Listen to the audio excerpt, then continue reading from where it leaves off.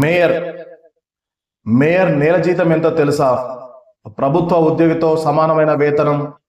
రాష్ట్రంలో 7 నగరపాలక సంస్థలు, 116 పురపాలక సంఘాలకు 105 పురపాలక సంఘాలకు ప్రథమ పౌరులు గౌరవ మర్యాదలతో పాటు అధికారాలు, బాధ్యతలు.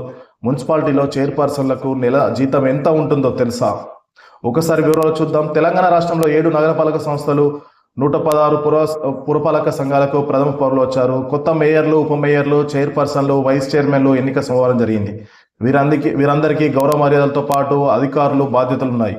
రాష్ట్రపతి, ప్రధాని తదితర ప్రముఖుల పర్యటనలు, కార్యక్రమాల సందర్భంగా మున్సిపాలిటీ ప్రథమ పౌరులుగా ప్రోటోకాల్ వారు మొదటి స్థానంలో ఉంటారు.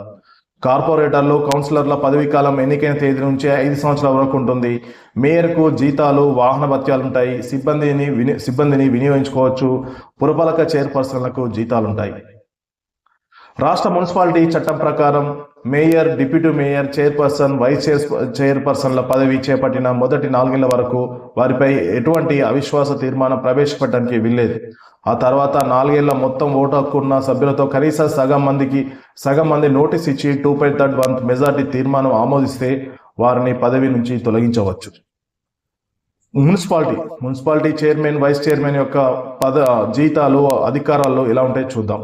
మున్సిపాలిటీలో దాదాపు 50,000 జనాభా దాటిన చైర్పర్సన్లకు 19,500, డిప్యూటీ చైర్పర్సన్లకు 9,750, కౌన్సిలర్లకు 4,550 చొప్పున జీతాలుంటాయి. అదే 50,000 కంటే తక్కువ జనాభా గల మున్సిపాలిటీలో చైర్పర్సన్లకు 15,600, డిప్యూటీ చైర్పర్సన్లకు 6,500, కౌన్సిలర్లకు 3,250 చొప్పున వేతనాలు అందజేస్తారు. మేయర్లకు, కార్పొరేషన్ మేయర్లకు నెలకు 65,000, డిప్యూటీ మేయర్కు 32,500, కార్పొరేటర్కు 7,500 వీరికి జీతభత్యాలు ఉంటాయి.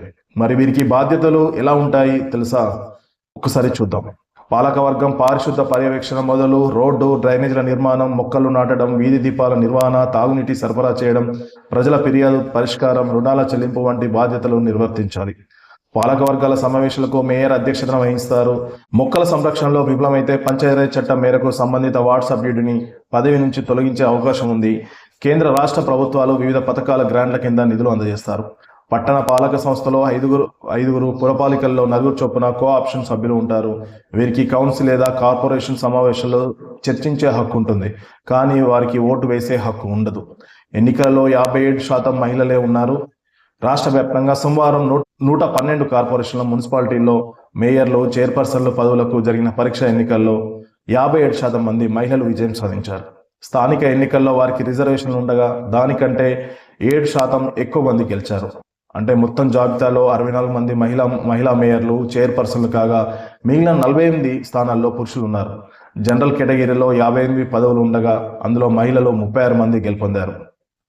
ఇక నల్గొండ జిల్లా విషయానికి వస్తే నల్గొండ తొలి మేయర్గా ఏకగ్రీవంగా ఎన్నిక జరిగింది. నల్గొండ నగరపాలక సంస్థ మొదటి మేయర్గా బుర్రి చైతన్య ఏకగ్రీవంగా ఎన్నికైనట్లు అధికారి ప్రకటించారు. ఆ తర్వాత మేయర్గా బుర్రి చైతన్య, డిప్యూటీ మేయర్గా అష్రఫ్ అలీ ప్రమాణం చేశారు.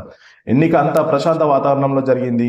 ఇక్కడ మొత్తం 48 డివిజన్లు ఉండగా కాంగ్రెస్ పార్టీ 27 డివిజన్లు విజయం సాధించింది. ఆల్ ఇండియా ఫార్వర్డ్ పార్టీ తరఫున గెలిచిన 3 అభ్యర్థులు కాంగ్రెస్కే మద్దతు పలికారు.